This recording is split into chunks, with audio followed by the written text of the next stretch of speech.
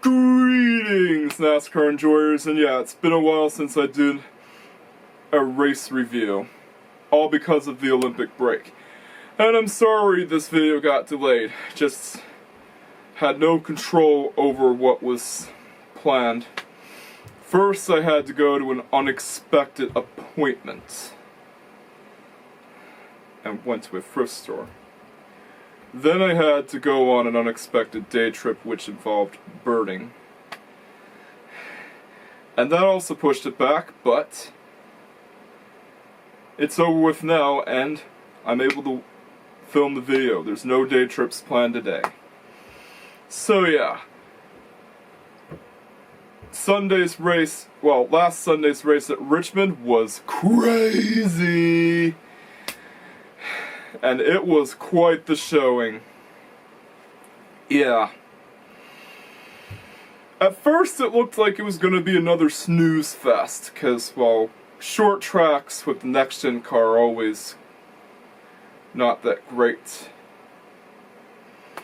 But I don't mind the next-gen cars, though. I don't think they need more horsepower. And I still don't think they need more horsepower, because if you have 1,000 horsepower, it's undrivable. And I'm going to prove that when I build a replica of that requested horsepower package and automation. But anyways, on to the race. And yeah, the first heat, well, not the first heat, the first stage, Denny Hamlin had a battle with Christopher Bell, his own teammate. And guess what? Christopher Bell ended up winning the first stage. Yeah, this was Denny Hamlin's race to win, and unfortunately, Denny Hamlin did not get that stage win. Oh well, better luck in Michigan. But stage 2 is where the different tire compounds come into play. Because if you haven't known already, Richmond is the first race, aside from the All-Star race, where they introduce the option tire compound, and the option tire compound is softer, but it wears out faster. And it's also the first points race where they introduce the option tire compound. And guess what? Daniel Suarez decided to go with the option tires.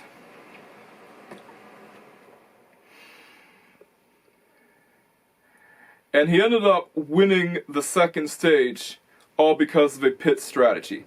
Once the option tires wore out, he went back to the prime tires. Yeah, the harder compounds, the main tires. I'll try to make this as quick as possible, because trying to take a look at it, well, trying to go into this race takes a long time, and there's going to be a lot of crazy stuff happening. Yeah, Daniel Suarez won the second stage.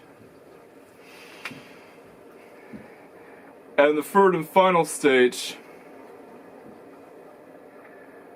everyone was going for the option tire when they started pitting in. No, not the option, the prime tire, sorry. Everyone started going for the prime tire when they started pitting in, and they wanted to save the option tire for the end of the race. So, the final stage is set, and it seems that Denny Hamlin would win this one, or at least Joey Logano would. But then, out of nowhere, the guy that was performing poorly throughout the whole season and was not looking to be the top contender here, and people would assume that he would run bad, Austin Dillon went up ahead of Denny Hamlin. Yeah, he was trailing behind him like crazy. And this was unexpected. This is not Hendrick Motorsports, man. This is Richard Childress Racing, and it's an organization that has fallen really hard. They fell from grace. They used to be the top guys.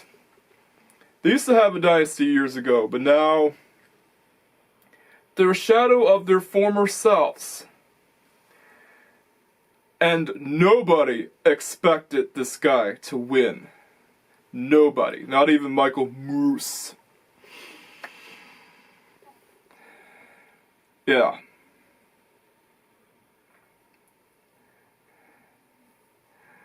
And when he started passing Denny Hamlin for the lead, it was then up to Joey Logano to try to take that lead away from him. And then there was a caution, an incident that involves Ricky Stenhouse Jr. and Ryan Preece. Yeah, and it's the only caution in the race, by the way, aside from the stage cautions. Alrighty, so comes the caution. And Austin Dillon and the others finally get the option tires for the final stint of the race.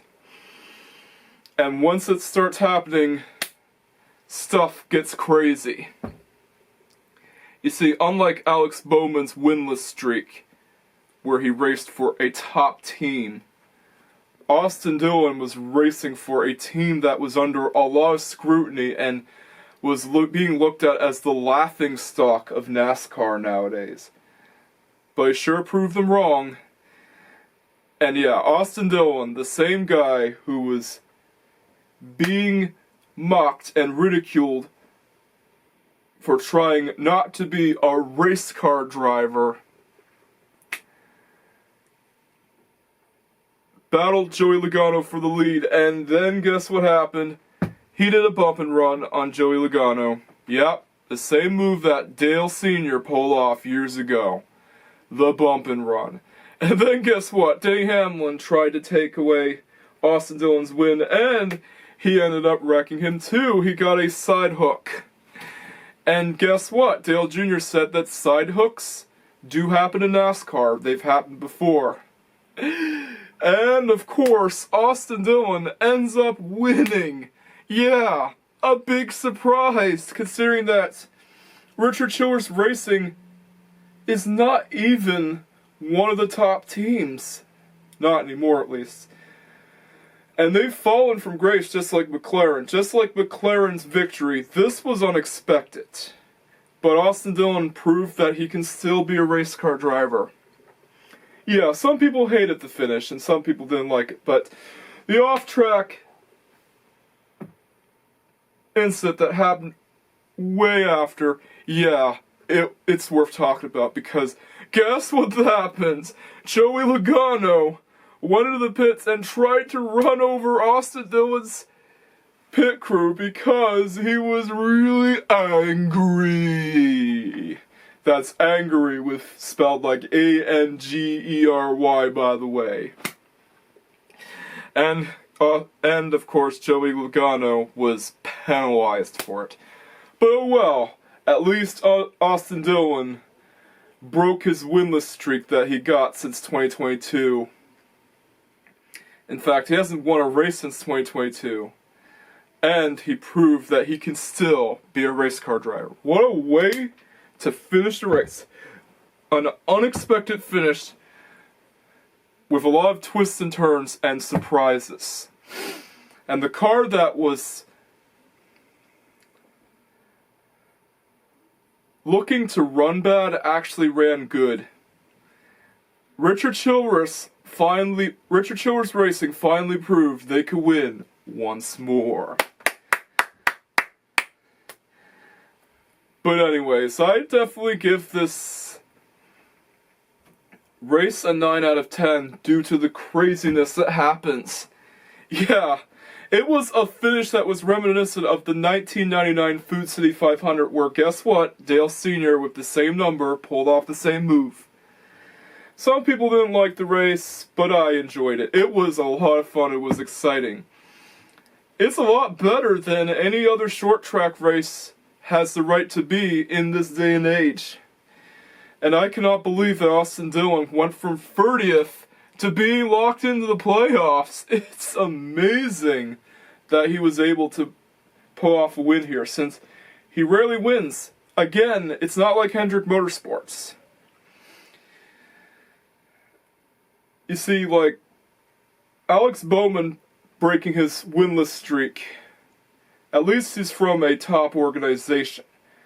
But with Austin Dillon's winless streak, it's way more impressive considering that Richard Childress Racing is not that great of a team right now, and they've had a slump so far, especially with Kyle Busch wrecking every race car that he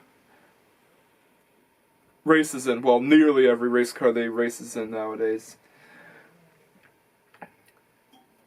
And Richard Childress Racing was also under a lot of scrutiny, and basically they were a shell of their former selves, but Austin Dillon did a good job trying to pull off a win here. Something that he rarely does nowadays.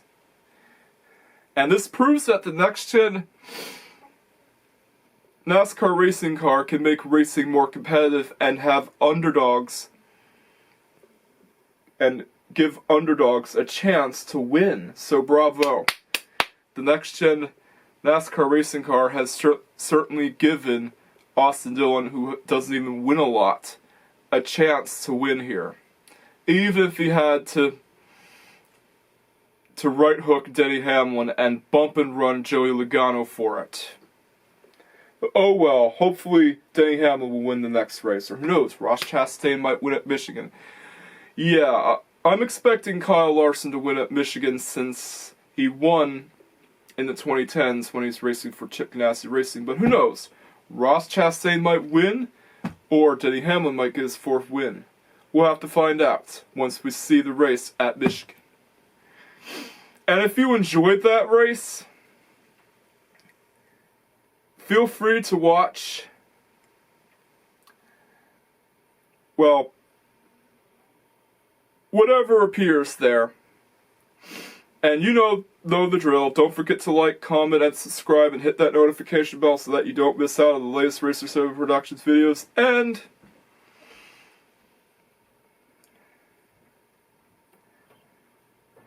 if you want to, you could also head on over to my Patreon, which is the link is in the description. However, for people who are already subscribed to my channel, all you have to do is like and comment. So yeah, a really crazy race with a really insane finish. And it might not be for everyone, but I still enjoyed it, as you rarely ever get to see Austin Dillon win. And yeah, this is not Austin Dillon's car, by the way. This is just a Lego Chevy Camaro ZL1 stock car that is not based on a real-world driver. But yeah, got to see Austin Dillon pull off a rare win, and that's good, because it accomplishes what the next-gen NASCAR is meant to do. Create an even playing field and give underdogs and people who don't win that much a chance to win. So yeah, catch you guys next time, and peace out.